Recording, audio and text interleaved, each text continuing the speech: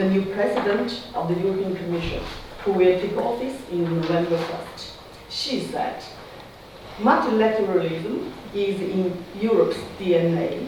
It is our guiding principle in the world. I believe that she will share the same concept with Chinese leaders.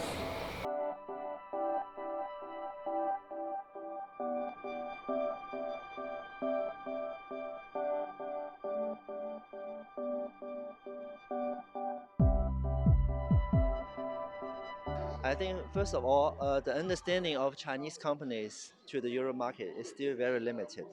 It's at a very early stage.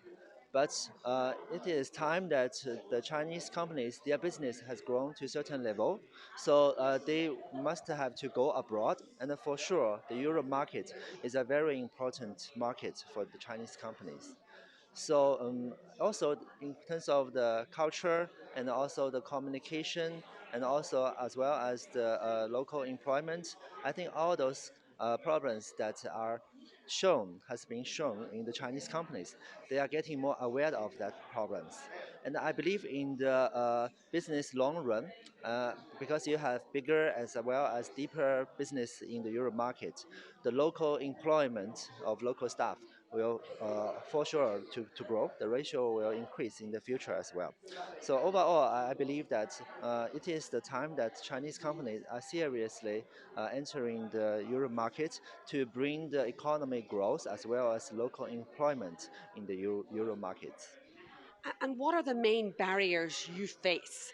Um, Europe always says that it has a very multilateral approach, that it wants to keep its markets open. But where are the barriers? I think firstly, still it's understanding issues because they don't know the Euro market good enough.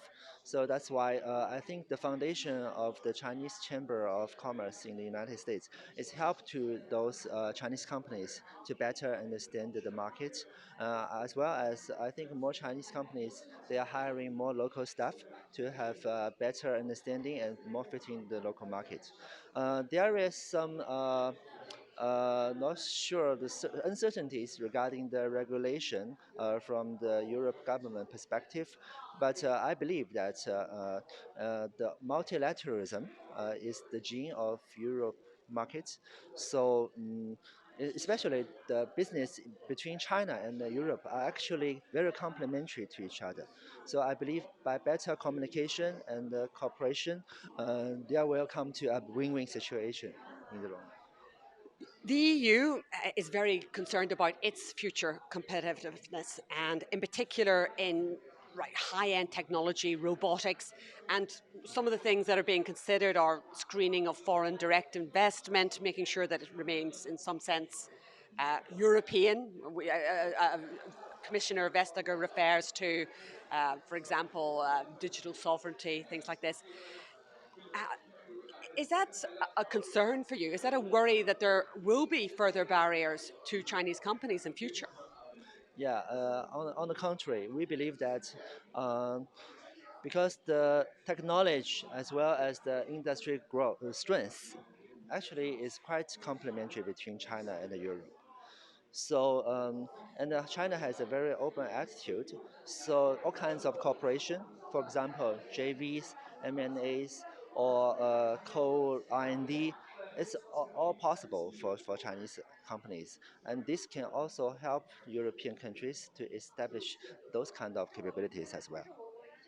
What you see is that no, China has been progressively settling down in Europe, and you really see a trend of maturation of the companies.